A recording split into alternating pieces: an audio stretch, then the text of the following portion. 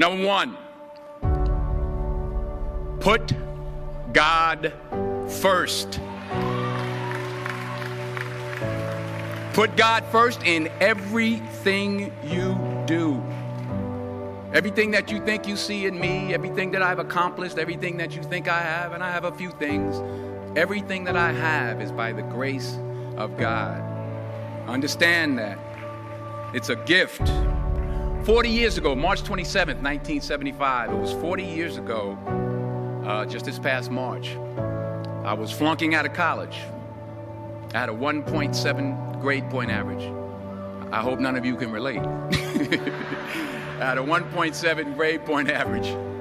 I was sitting in my mother's beauty shop. They still call it beauty shops now? What they call it now? Yeah, I was sitting in the beauty parlor. I was sitting in my mother's beauty parlor, and I'm looking in the mirror, and I see behind me this woman under the dryer.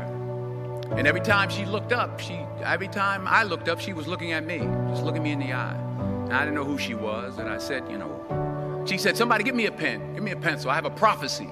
March 27, 1975, she said, boy, you are gonna travel the world and speak to millions of people. Now mind you, I was flunked out of college. I'm thinking about joining the army. I didn't know what I was gonna do, and she's telling me I'm gonna travel the world and speak to millions of people. Well, I have traveled the world, and I have spoke to millions of people. But that's not the most important thing, the success that I had. The most important thing is that what she taught me and what she told me that day has stayed with me since. I've been protected, I've been directed, I've been corrected. I've kept God in my life, and it's kept me humble. I didn't always stick with him, but he always stuck with me. So stick with him in everything you do. If you think you want to do what you think I've done, then do what I've done and stick with God. Number two, fail big. That's right. Fail big. Today's the beginning of the rest of your life, and it can be very frightening. It's a new world out there. It's a mean world out there, and you only live once. So do what you feel passionate about. Take chances professionally. Don't be afraid to fail. There's an old IQ test, was 9 dots, and you had to draw 5 lines with a pencil within these 9 dots without lifting the pencil. The only way to do it was to go outside the box. So don't be afraid to go outside the box. Don't be afraid to think outside the box. Don't be afraid to fail big, to dream big.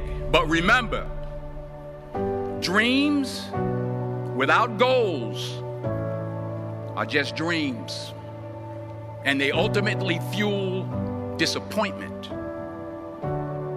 So have dreams, but have goals. Life goals, yearly goals, monthly goals, daily goals. I try to give myself a goal every day. Sometimes it's just to not curse somebody out. Simple goals, but have goals. And understand that to achieve these goals, you must apply discipline and consistency. In order to achieve your goals, you must apply discipline, which you've already done, and consistency every day, not just on Tuesday and miss a few days. You have to work at it every day. You have to plan every day. You've heard the saying, we don't plan to fail, we fail to plan. Hard work works. Working really hard is what successful people do. And in this text, tweet, twerk world that you've grown up in, remember, just because you're doing a lot more doesn't mean you're getting a lot more done. Remember that. Just because you're doing a lot more doesn't mean you're getting a lot more done. Don't confuse movement with progress. My mother told me, she said, yeah, because you can run in place all the time and never get anywhere. So continue to strive, continue to have goals, continue to progress. Number 3, you'll never see a U-Haul behind a hearse. I'll say it again. You'll never see a U-Haul behind a hearse. I don't care how much money you make, you can't take it with you. And it's not how much you have. It's what you do with what you have. We all have different talents. Some of you will be doctors, some lawyers, some scientists, some educators, some nurses, some teachers. Yeah, okay.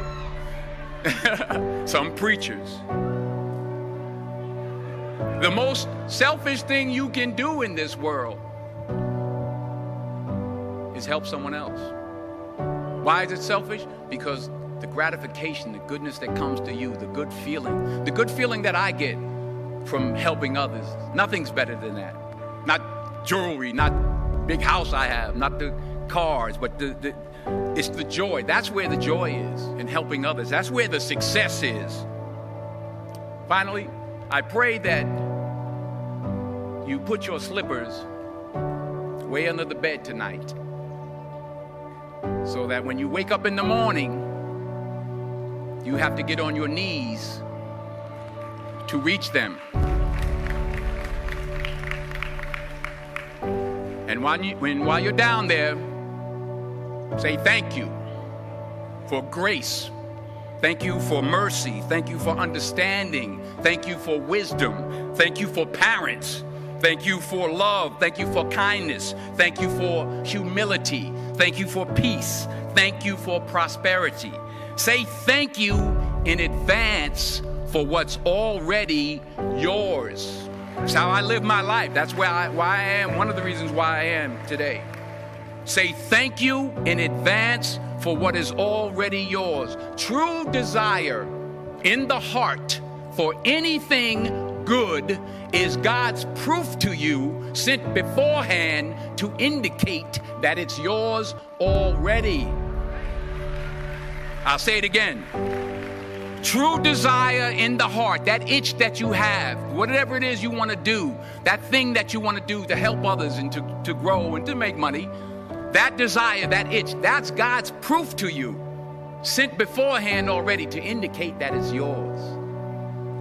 And anything you want good, you can have. So claim it. Work hard to get it. When you get it, reach back. Pull someone else up. Each one, teach one. Don't just aspire to make a living. Aspire to make a difference.